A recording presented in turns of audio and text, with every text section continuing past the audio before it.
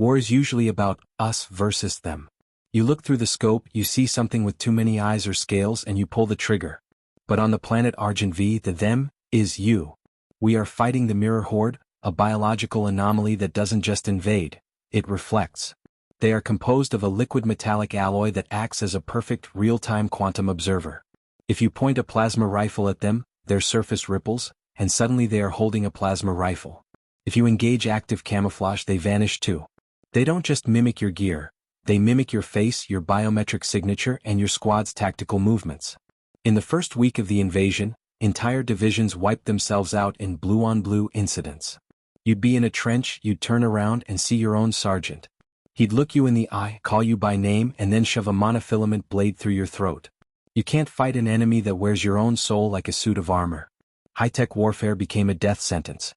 The more advanced our sensors got, the easier it was for the Horde to feed back our own data and turn us into ghosts. That's why the Federation scrapped the drones and the smart guns. They sent the 7th Prism Guard Division, better known as the Color-Code Berserkers. We are the analog answer to a digital nightmare. We don't use IAs. We don't use energy weapons. We use raw, primitive violence and the one thing a liquid metal mirror can't handle, asymmetry. I am Sergeant Splat Miller. And today we are painting the town red, literally. The mission was to retake the Glass Plaza, the central data hub of the capital city. The Horde had occupied it, turning the mirrors and glass of the skyscrapers into a massive amplification array for their mimicry. The rain was coming down in gray sheets as we moved through the neon-lit ruins of the shopping district. The city was a hall of mirrors, every puddle and window a potential ambush. Check your canisters. Prime the sprayers. I ordered over the low-frequency analog radio. We didn't use encrypted digital comms. The Horde could spoof those in seconds. We used old-school wired headsets and shortwave bursts. Vane, pink is primed. I'm itching to make a mess. Sarah, blue is hot. My axe is thirsty. We moved in a tight circle back to back. We were covered in splashes of vibrant UV-reactive neon pink and electric blue paint. It wasn't for style. It was our only IFF, identification friend or foe.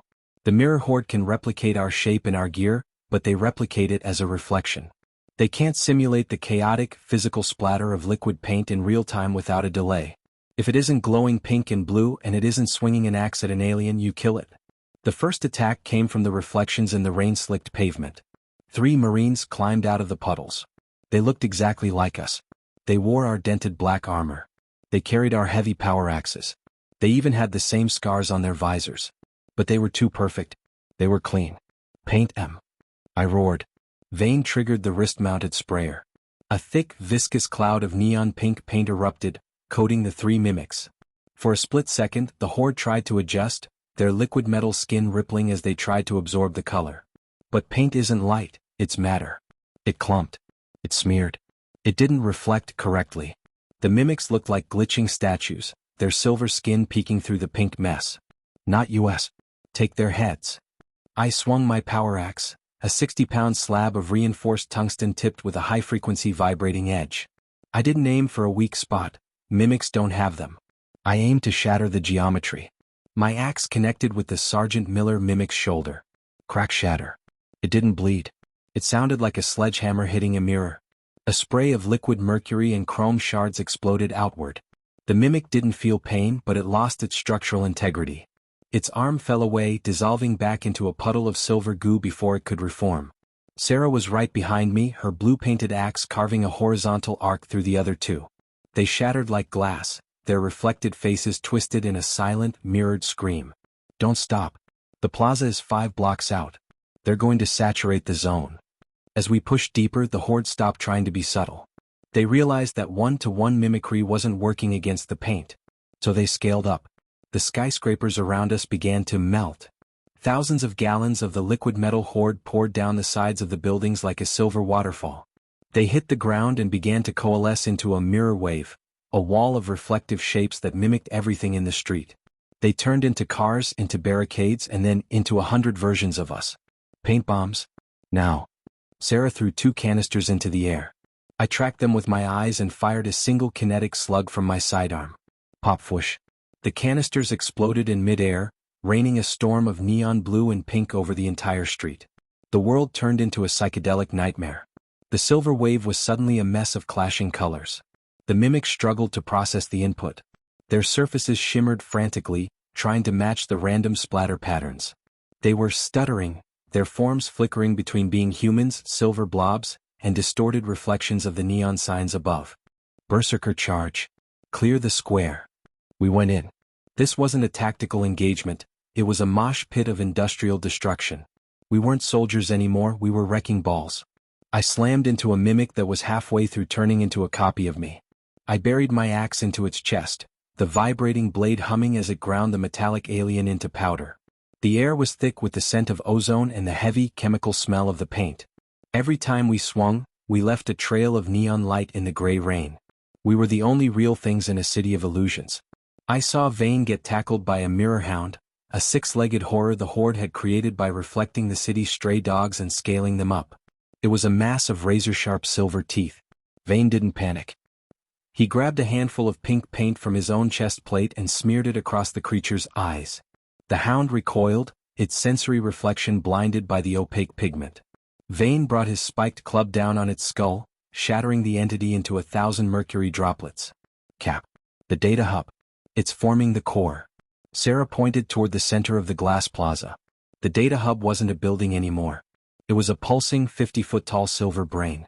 The Mirror-Horde was concentrating its entire local mass into a single massive observer.